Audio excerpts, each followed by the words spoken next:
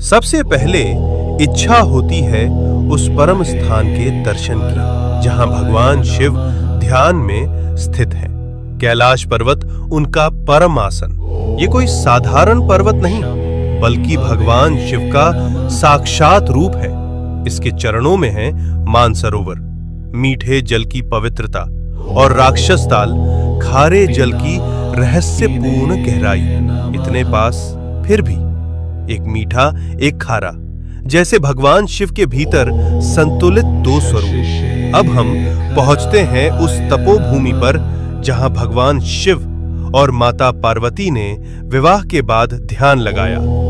ये है आदि कैलाश, उत्तराखंड के ऊंचे हिमालय में स्थित, जहां आज भी उनकी ध्यान ऊर्जा का कंपन महसूस होता है। यही है गौरी कुंड और पार्वती सरोवर।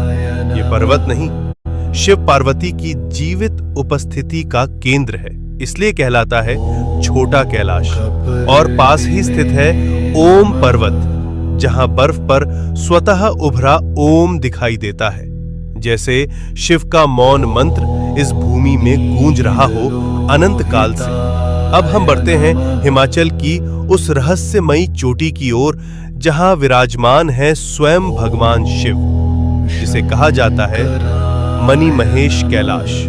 इस पर्वत की चोटी से दिखाई देती है एक दिव्य मणि।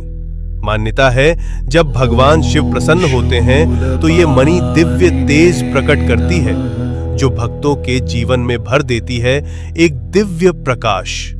इसके चरणों में स्थित है पवित्र मणि महेश झील, जहां हजारों श्रद्धालु हर वर्ष स्नान करते हैं और भगवान शिव का आशीर्वाद प्राप्त करते हैं। हर वर्ष स्नान करते हैं और भगवान शिव का आशीर्वाद प्राप्त करते हैं। अब हम पहुंचते हैं हिमालय की उस ऊंचाई पर जहां की हवा भी हर हर महादेव का जप करती है। ये है श्रीखंड महादेव। यहाँ स्थित है एक भव्य प्राकृतिक शिवलिंग। यहाँ तक पहुंचने का मार्ग अत्यंत कठिन, लेकिन कहा जाता है जिसे स्वयं भगवान शिव बुलाते हैं वही इस दिव्य शिखर तक पहुंच पाता है। श्रीखंड महादेव केवल एक शिवलिंग नहीं, ये है भगवान शिव का हिमालयी सिंहासन। अब हम पहुंचते हैं भगवान शिव के एक और दिव्य धाम पर, हिमाचल की उस रहस्यमयी भूमि में किन्नौर कैलाश।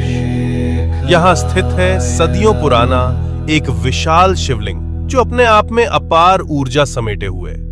और कहा जाता है यात्रा के दौरान कई भक्तों को ब्रह्म कमल के दर्शन भी हुए हैं। ओम नमः शिवाय।